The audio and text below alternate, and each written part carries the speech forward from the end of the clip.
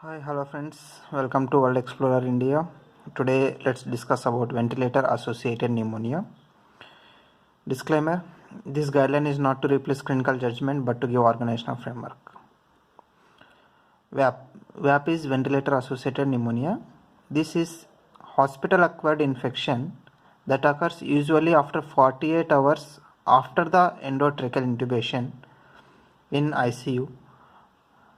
This is because of the multi-drug resistant pathogens, and average time to develop ventilator associated pneumonia is 5 to 7 days, and it increases the length of hospital stay and also increases the risk of death in patients in the mortality ranging from 24% to the 76%.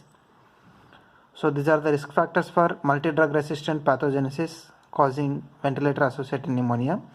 First is antimicrobial therapy in preceding 90 days, current hospitalization of greater than 5 days, high frequency antibiotic resistance in community or specific hospital unit, or presence of risk factors such as hospitalization of more than 2 days in preceding 90 days, or home infusion therapy, chronic dialysis patients and home wound care, immunosuppressive patients, re-intubation, and polytrauma patients. These are all the patients who are at high risk for development of ventilator associated pneumonia. Among all these, re-intubation is the most important cause for the ventilator associated pneumonia. The infection control measures related to VAP are staff education, compliance with the alcohol based hand disinfection, isolation to reduce cross infections, surveillance of ICU infections, and antimicrobial therapy for suspected patients with healthcare associated pneumonia. The causative microorganisms are Pseudomonas aeruginosa, MRSA, methicillin resistant Staphylococcus aureus, Acinetobacter, E. coli, Escherichia coli, Klebsiella, Enterobacter, and oropharyngeal commensals such as Viridian group Streptococci, coagulase negative Staphylococci, Neisseria species, Corynebacterium species, and it even because of fungal or viral. Fungal includes fungal aspergillosis, Candida albicans, and it may be because of viral influenza, parainfluenza, adenovirus, and respiratory syncytial virus. The pathogenesis are weakened host defense systems, and because of healthcare devices, usually the invasive devices, and the environment, healthcare associated infections.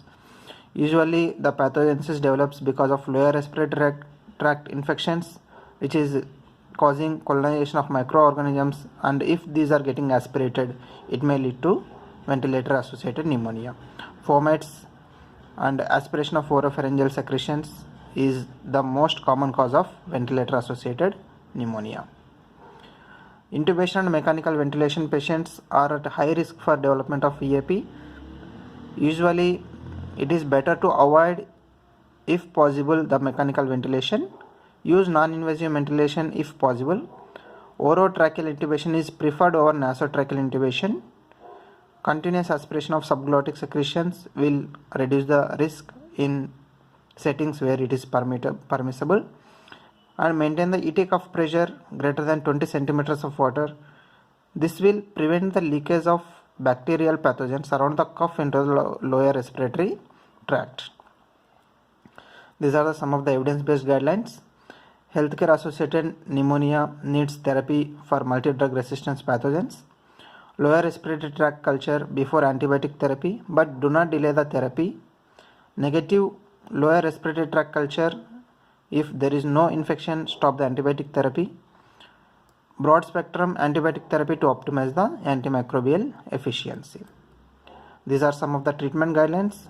Antibiotics should be used at optimal doses. Ceftriaxone is used to treat Streptococcus pneumonia. 5 days aminoglycosic acid therapy along with beta-lactams to treat the Pseudomonas aeruginosa pneumonia. And linezolid is an alternative to vancomycin. Advantages for proven VAP due to MRSA. Colistin used to treat VAP due to Acinetobacter. And stress bleeding prophylaxis, hydrogen antagonistics or sucralfate should be used in patients with ICU. And positioning of patient semi-recumbent position 30 to 45 degrees prevents aspiration, especially during feeding. Nutrition. Enteral nutrition is preferred over the parenteral nutrition. It reduces the risk of complications such as villous atrophy of intestinal mucosa caused by the central venous catheters. Next is selective digestive decontamination.